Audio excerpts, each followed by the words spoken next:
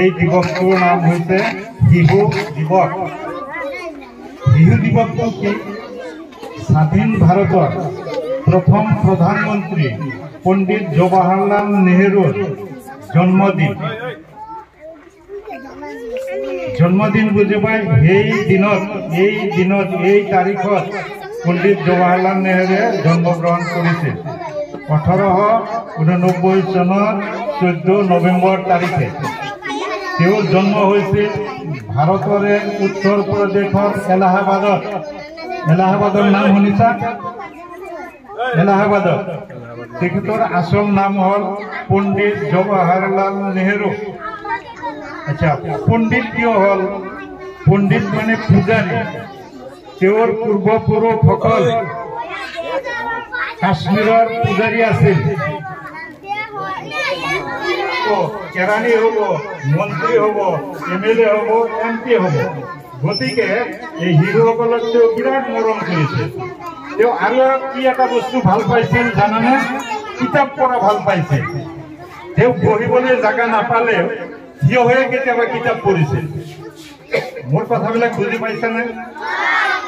তেওঁ এইৰকম থিয় দিছিল, ধৰা মই অলপ লৰচৰ কৰিছো, হাত লৰচৰ কৰিছো।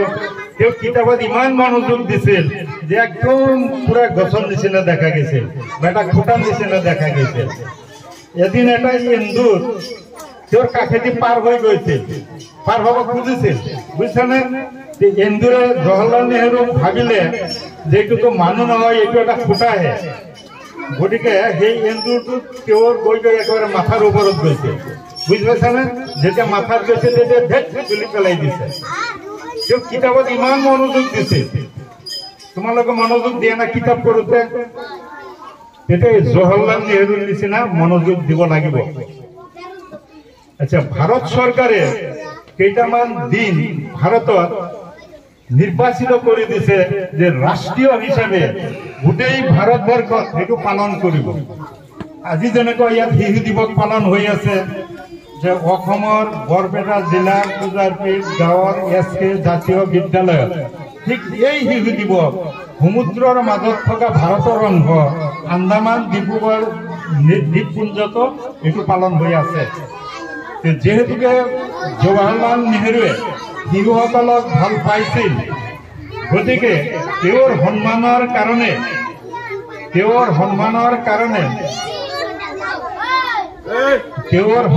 কাৰণে গোটেই ভাৰতত আজিৰ দিনটো শিশু দিৱস হিচাপে পালন কৰাৰ কাৰণে ভাৰত চৰকাৰে স্বীকৃতি দিছে আৰু বিদ্যালয়সমূহক নিৰ্দেশ দিছে যে শিশু দিৱস পালন কৰি লৰা ছোৱালীবিলাকক এই কথাবিলাক বুজাই দিবা। কি দিব? গতিকে সব শিশুৱে মিলি বুদ্ধি কৰিলে যে আমি চাচা বুলি মাতিম। চাচা শব্দটো পাইছা না? চাচা শব্দটো হিন্দী বা পাৰ্চী ভাষা বা উৰ্দু ভাষা, এই তিনিটা ভাষাত বাপেকৰ ডাঙৰ ভাই বা সৰু ভাই চাচা বোলে। গতিকে এই ভাৰতৰ এই সৰু সৰু লৰা ছোৱালীবিলাকে বুদ্ধি কৰিলে যে নেহৰুজীক আমি চাচা বুলিম, বুজি পাইছা? গতিকে নেহৰুৰ এটা উপনাম আছে, চাচা নেহৰু, বুজি পাইছা? চাচা নেহৰু। গতিকে ভাৰতত কিমান কোটি মানুহ আছে। গতিকে যদি চাচা নেহৰু বুজা যায়, বোলা হয়, তেতিয়া জৱাহৰলাল নেহৰুকে বুজাব। গতিকে সেই নেহৰুজীক আগতে আমি শ্লোগান দিছিলো, বুঝছা না? জয় দিছিলো, যে জয় দিয়া কয় যে তোমালোকে দিব পাৰা না? আচ্ছা, মই যদি কওঁ যে শিশু দিৱস তোমালোকে কবা পালন কৰক, কব পাৰবা? আচ্ছা, কোৱা শিশু দিৱস, শিশু দিৱস, শিশু দিৱস। ইমান জোৰো হয় নে? ফালতে উঠি কব লাগে, বুঝছা না? পালন কৰক। আচ্ছা, চাচা জিন্দাবাদ। চাচা নেহৰুৰ নামটো চিৰদিন ভাৰতবৰ্ষত গোটেই পৃথিৱীত জীয়াই থাকক, এইটো আমি কামনা কৰো নে নাই? হয় না? আমি কামনা কৰো নে নাই? গতিকে মই যেতিয়া চাচা নেহৰু কম, তোমালোকে জিন্দাবাদ বুলি কবা, হয় না? তোমরা বুঝো নাই, যার কারণে ভারতের শিশুসকলে এটা সন্মান পাইছে, আজি তোমালোকক এই বিদ্যালয়ৰ শিক্ষক শিক্ষয়িত্ৰীসকলে এই অঞ্চলৰ মানুহে এটা বিশেষ সন্মান দিছে না নাই? এই উপনাম কি? চাচা নেহেৰু। মনত থাকিবনে যে চাচা নেহেৰু বুলিলে আমি জৱাহৰলাল নেহেৰুক বুজি পাম। গতিকে তেওঁৰ নামটো চিৰদিন জীয়াই থাকক এইটো আমি কামনা কৰো না নাই? আমি মনত ৰাখিলে, আমি শুভেচ্ছা দিলে, আশীৰ্বাদ দিলেহে জীয়াই থাকিব। গতিকে মই যেতিয়া কম চাচা নেহেৰু, তোমালোকে কবা জিন্দাবাদ, বই চাচা নেহেৰু। বেশ ভালো। চাচা নেহেৰু ব্ৰিটিছৰ গোলাম হৈ থাকিলো হয়, বুজি পাইছে না? আমি তেওঁলোকক কিয় সন্মান দিব লাগে যে চিৰদিন আমি ব্ৰিটিছৰ গোলাম হৈ থাকিলো হয়। ব্ৰিটিছে কোনো চাকৰি নিদিলে হয়, ৰেলত উঠি যাবলৈ নিদিলে হয়, ঘোঁৰা জাহাজত উঠিবলৈ নিদিলে হয়, বুজি পাইছে না? কোনো এছিয়াছ চাকৰি নিদিলে হয়, IAS পোষ্ট নিদিলে হয়। গতিকে ভাৰতৰ মানুহ চিৰদিন গোলাম হৈ থাকিলে হয়। গতিকে চাচা নেহেৰুৰ আদৰ্শ জীয়াই থাকক।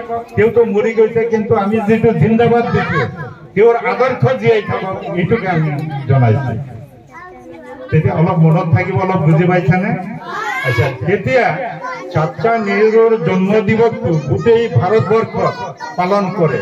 তেতিয়া আমি এই শিশুসকলে ইয়াৰে মাজৰ কোনোবাই চাচা নেহেৰুৰ দৰে হোৱাৰ মন আছেনে? আদৰ্শবান পুৰুষ ভাৰতৰ প্ৰধানমন্ত্ৰী হোৱাৰ কাৰণে বা তেনেকুৱা আদৰ্শবান পুৰুষ হোৱাৰ কাৰণে মন আছেনে?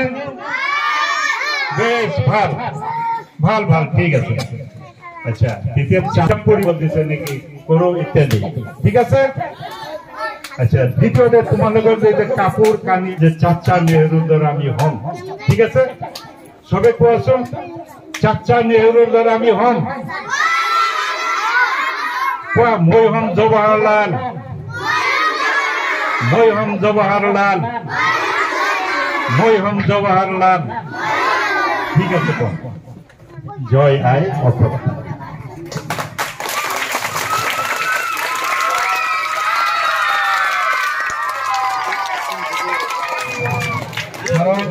কথা কেনেকুৱা লাগিছে? আচ্ছা, ছাৰক ধন্যবাদ জনাইছো।